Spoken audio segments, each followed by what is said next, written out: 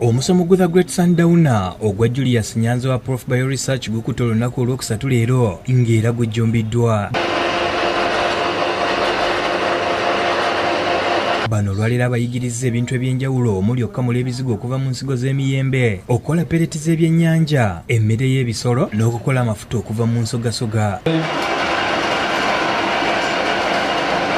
Omansaamu amazzi n'otabula nga bw'onyiga emmere eno ekwata ekola ki?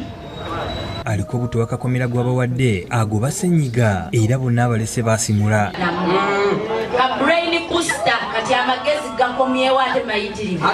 Nyanzi agamba olutalo lw'okugoba obwavu lujja kugonda singa buli muntu abaako kyakola ekivaamu ensimbi. Gino okulaba nti abantu bavaamu okwenyuma n'okulaba obugagga obuli mu bibeetoolodde, ekyokulabirako evvu abantu badde baliyiwa naye nga bayiwa ssente. Akatale kali bwe kati nti kiro emu ya $5,000 bw'okola ekidomola kiramba ke kakadda kalamba ka Uganda naye nga abantu bali eyo akamulamu juice miyembe ebisigo n'asula. Agamba wiiki yonna okutuuka ku Lwomukaaga yagiwayo kusomesa abantu era n'enkya bwe bali nnyo n'abasaba okujjumbira era. Weetaaga n'oyitayo kubanga emisomo gye gimu tubadde tugiddiŋŋana twatandika ku Sande we tuli paka ku lunaku Lwomukaaga naye nga kiraasi emu bw'ejja ya Mande n'egenda nga y'Olwokubiri ejja naawe okyalina omukisa okubeeramu. The Great Sundowner ey'omusanvu TEEKA SENTE WOLABA. Buli eyeetaba mu musomo guno afunirako certificate namba n'endokwa ng'entandikwa.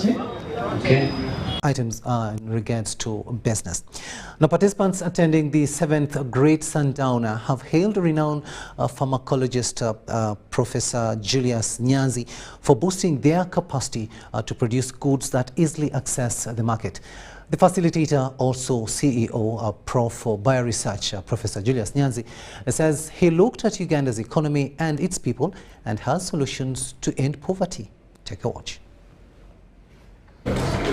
Omwenyango n'olwekyo ebyo bimu ku bintu ate bitulina ate bitusobola okukola ki okukozesa ate ne beera nga bitumbula ebyenfuna byaffe tujja mu bwavu. The training has entered the third day with topics on technology and science, modern farming, agribusiness, cottage industries at Equatorial Mall in Kampala.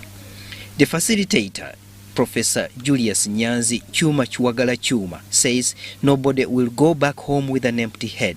Nyanzi trained in over 10 topics, including biodiesel extraction, toilet paper making, and others. So this year I saw it twice because the